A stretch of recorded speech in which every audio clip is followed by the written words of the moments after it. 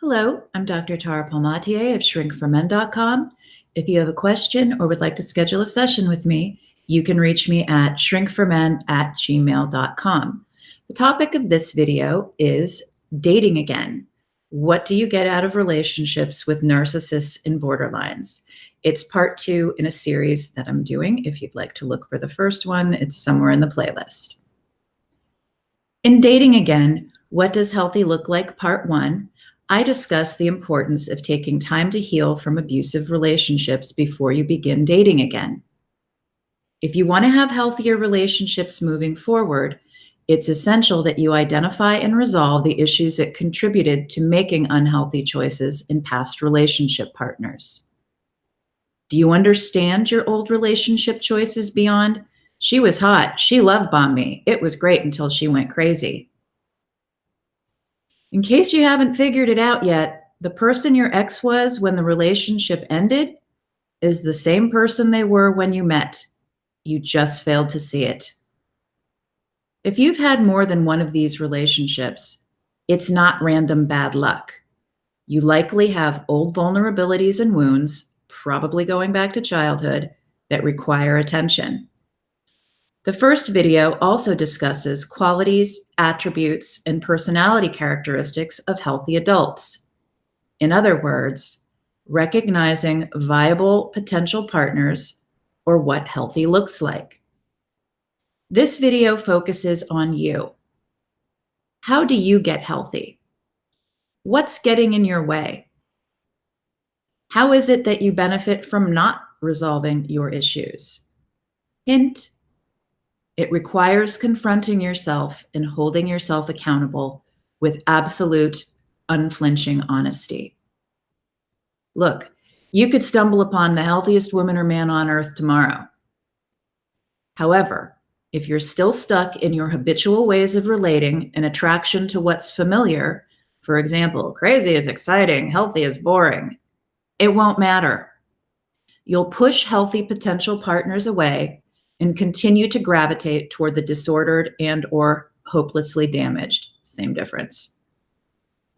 If you're codependent and have a pattern of relationships with emotionally immature, unstable, self-absorbed, selfish, abusive, angry, addicted, disordered, and/or mentally ill individuals, whatever the configuration of an adult who's incapable of healthy, enduring, stable relationships, it may be uncomfortable to listen to this. You might even feel angry with me for raising these issues. But please consider why you feel this way. I'm not victim blaming, although it may feel that way to some of you.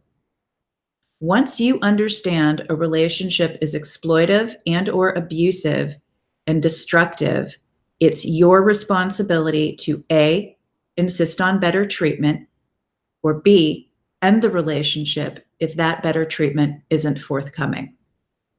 Hence the phrase, "There are no victims, just volunteers." To which I'll add the caveat, once you recognize you're being mistreated, taken advantage of, betrayed, and abused, healing involves holding yourself accountable. You do so by asking yourself questions like, what attracts you to these types of personalities? What is it that you get out of these relationships? What old dramas or wounds are you recreating and replaying? And what are the benefits and costs of doing so? As an aside, something I've noticed over the years is that on the articles and videos in which I'm holding the codependence accountant, they get a lot less comments than the ones that are primarily about how destructive and crazy and irrational disordered partners can be. Okay, back to the video or article, video, whatever. Blaming narcissists, borderlines, and other garden variety jerks for the relationship problems and breakup is easy. It's easy and lazy. Healthy, functional adults end relationships that are one-sided, exploitive, abusive, and destructive. But I love her, or I stayed to protect the kids, also don't cut it as reasons to stay in a toxic relationship. Now, You may genuinely believe these things, and I believe that you genuinely believe these things. However, they're both examples of faulty reasoning. Abuse and codependency are not love. And the only way to protect children from a disordered parent is to remove them from the disordered parent's care. If you want to have healthy relationships moving forward, looking at this stuff is unavoidable. I understand how hard it is. I've struggled with some of these issues too. If you want to be healthier and subsequently have healthier relationships, there's no getting around it. You have to do the work.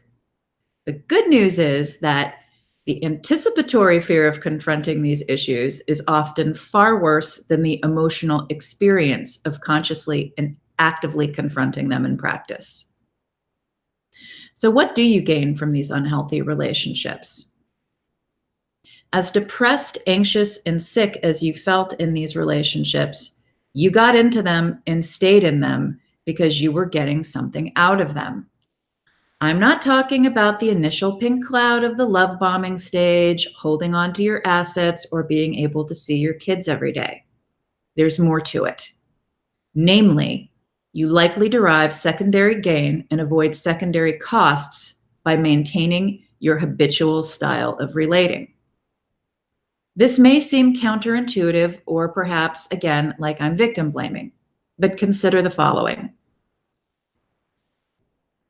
If you have a repetitive pattern of unhealthy, neurotic, self-sabotaging, and destructive behaviors and choices, B, are unhappy, dissatisfied, miserable, etc., with the results of these behaviors and choices, and C, keep doing these behaviors and making similar choices despite your misery, odds are there's a reason.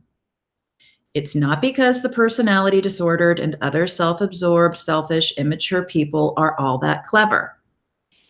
Even before they remove the mask of normalcy, there are indicators. For example, healthy adults do not love bomb you.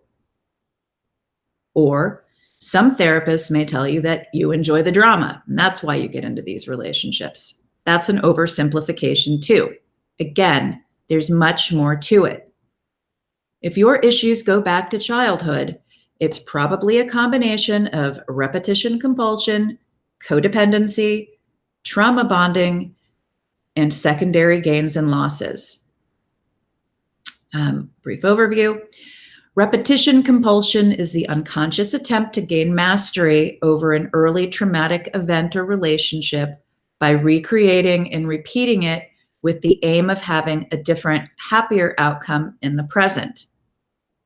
Codependency is a dysfunction of interpersonal relating. It's a repertoire of behaviors and beliefs learned in childhood about yourself, relationships, and how to get your needs met. Codependents typically confuse being needed with being loved. Healthy emotional bonds develop from feelings of affection, trust, healthy dependency, and shared experiences, positive and negative, from time spent together. Bonds can also develop from trauma like war or, on an interpersonal level, betrayal and abuse. Dr. Patrick Carnes, in his 1997 book, Betrayal Bonds, observes, logic would say that using fear and threat is not a good way to gain cooperation and loyalty.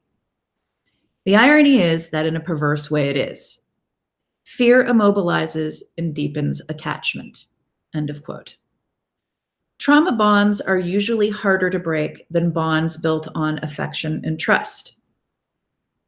This is why grieving the loss of toxic relationships is usually more difficult and more complex.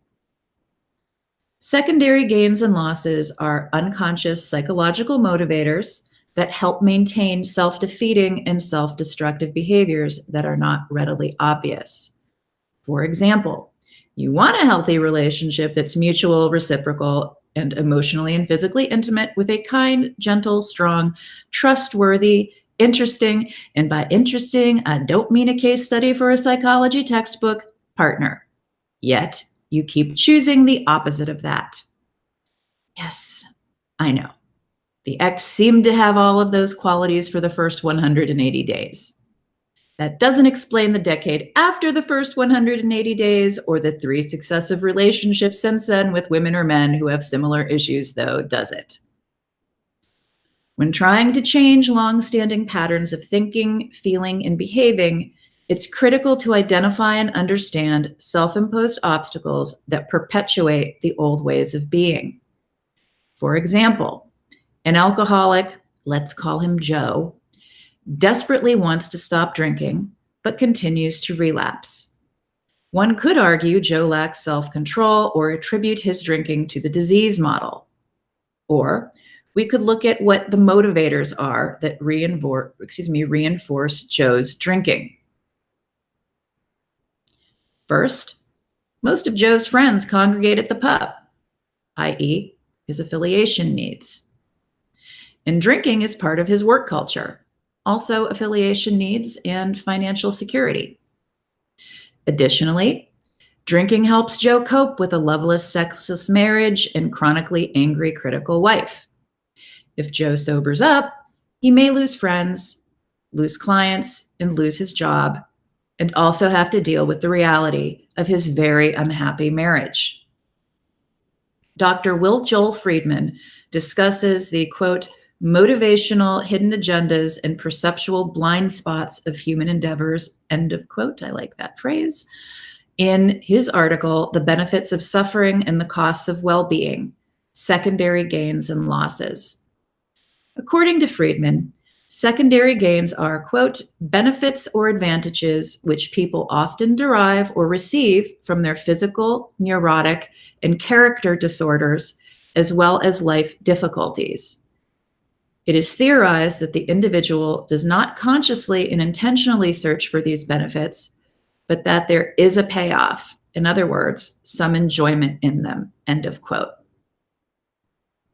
Friedman provides 2 lists in his article regarding the benefits of suffering and the costs of well-being. There are similarities and differences among the secondary gains and losses and motivators of the personality disordered and the codependent. Essentially, neither wants to make personal changes, yet expects their partner and the relationship to be different. Doesn't work like that. Narcissists and borderlines want to keep narcissisting and borderlining without experiencing negative consequences. The codependent wants the NPD or BPD person to be the person they pretended to be during the love bombing stage. All the admiration, excitement, and euphoria, and none of the pain, disillusionment, and craziness. Codependents would also like narcissists and borderlines to reciprocate the caregiving. That's not going to happen either.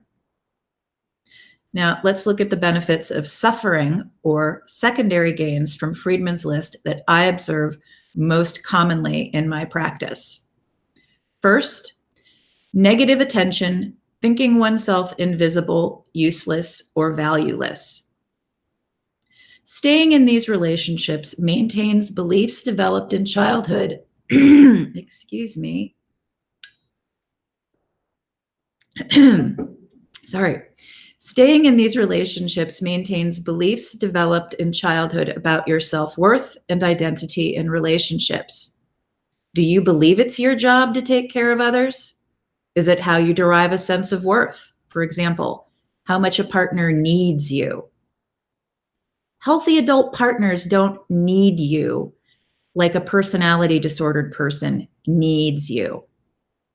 Healthy adults want companionship, support, not enabling, emotional depth and intimacy, not emotional intensity, physical intimacy, mutual loyalty, not the blind, self-destructive loyalty to an abuser, and mutual trust.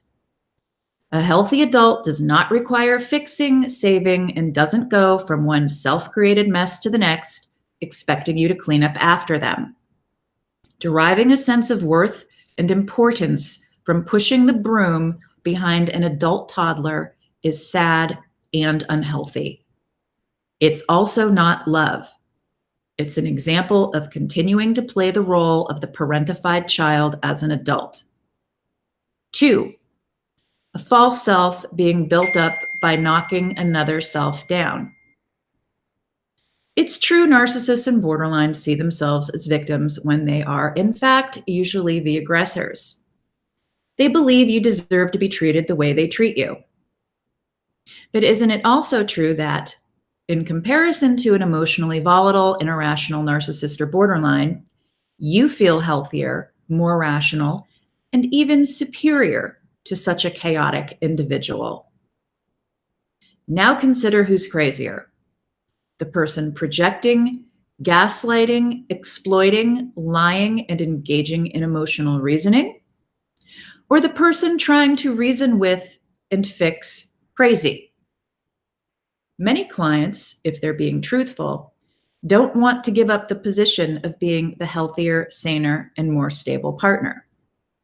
They're afraid a healthy adult wouldn't want to be in a relationship with them. They also fear that if they are with a healthier partner, they're going to have to take some risks and be vulnerable and actually experience true intimacy. If you're being honest with yourself, being honest to an emotionally mature partner, and not engaging in old, unhealthy defense mechanisms, you have the makings of a healthy relationship. 3, unhealthy laziness and resigning oneself to helplessness. If you continue to stay in these relationships, get into these relationships with unhealthy, broken people, you don't have to make any changes: emotional, psychological, attitudinal, or philosophical. In other words, you can continue to avoid dealing with your stuff. Alternately, repeatedly being in no-win situations can cause a sense of despair and learned helplessness. You're not actually helpless. It's possible to triumph in no-win situations. You do so by removing yourself from the source of the no-win situations.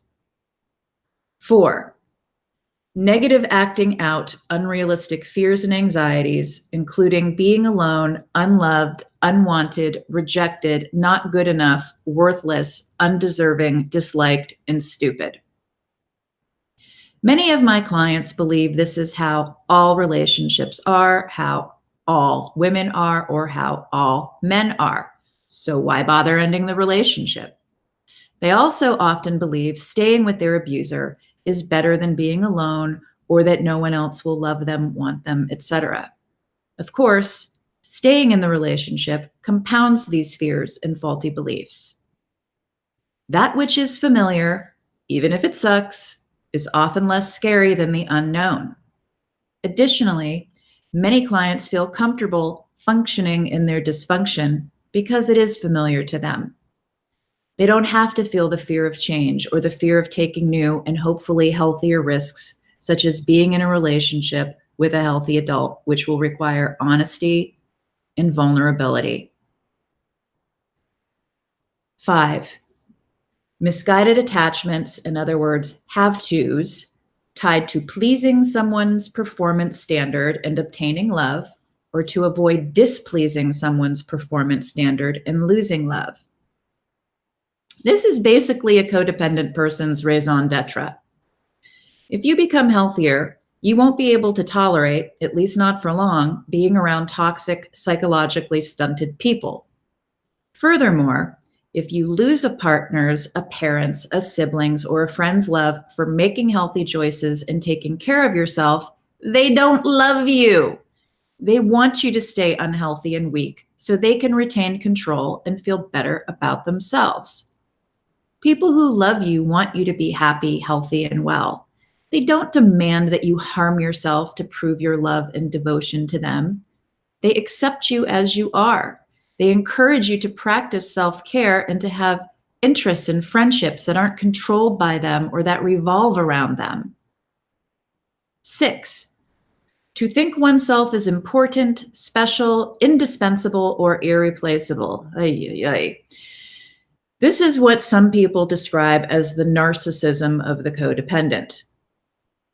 In reality, It's the leftover magical thinking of the former parentified child that he or she can fix their parent or their adult partner and obtain love, admiration, and approval by being extra good, extra nice, extra selfless, high achieving, etc. In an adult, it's hubris to believe you can fix, save, rescue, or love someone into changing their personality or personality disorder, as the case may be. It's also hubris to believe that any adult won't survive without you.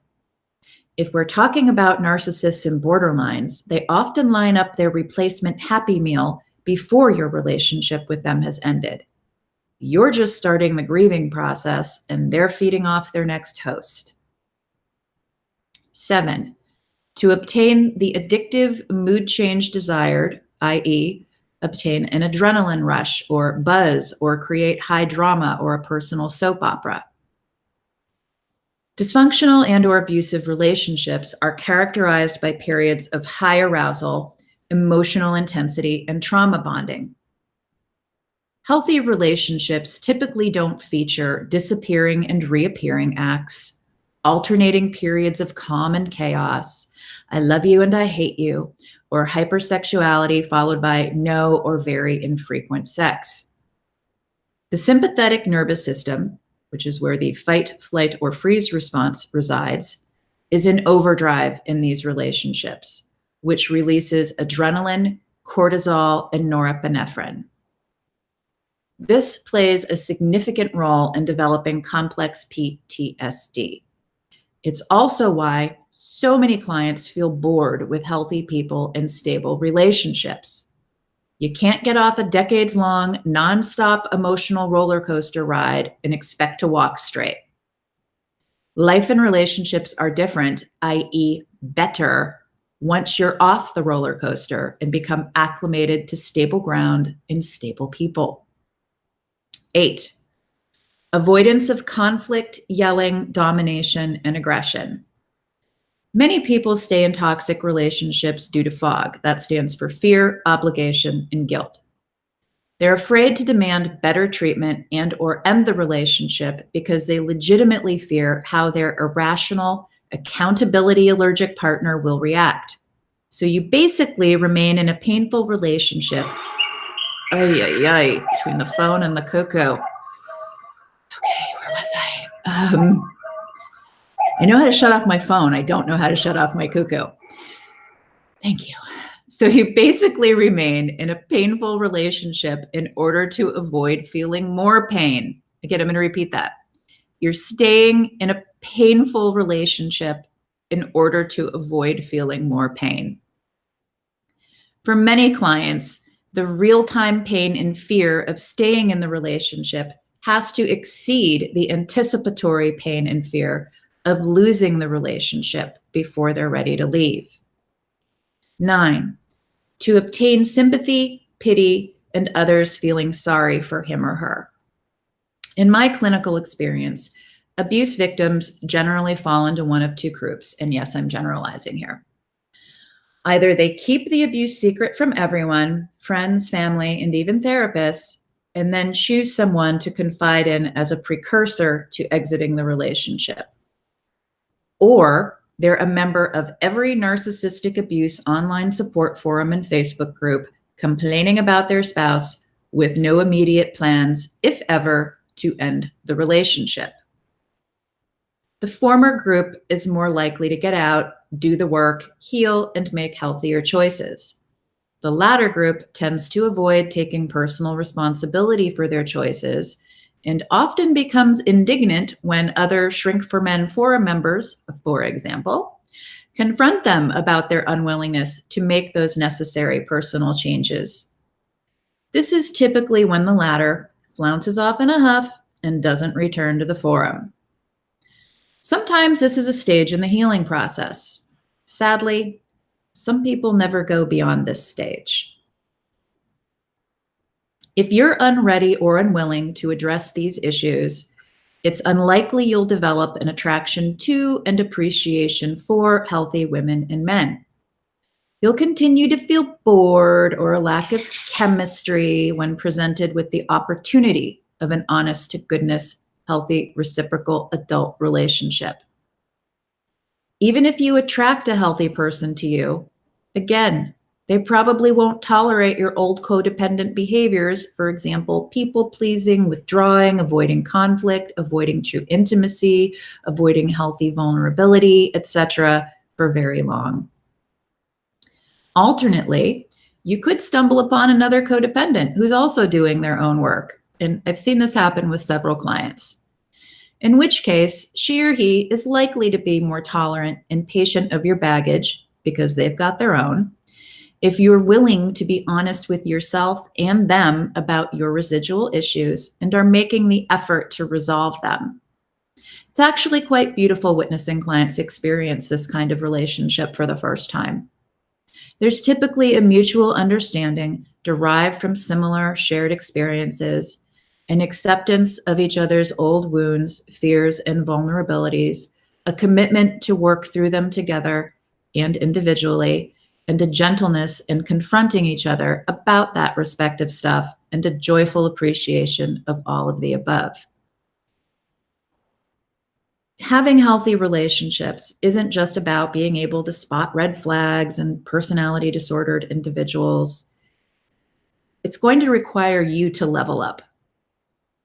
In Dating Again Part 3, I'll discuss the costs or secondary losses that come with changing, healing, and well-being.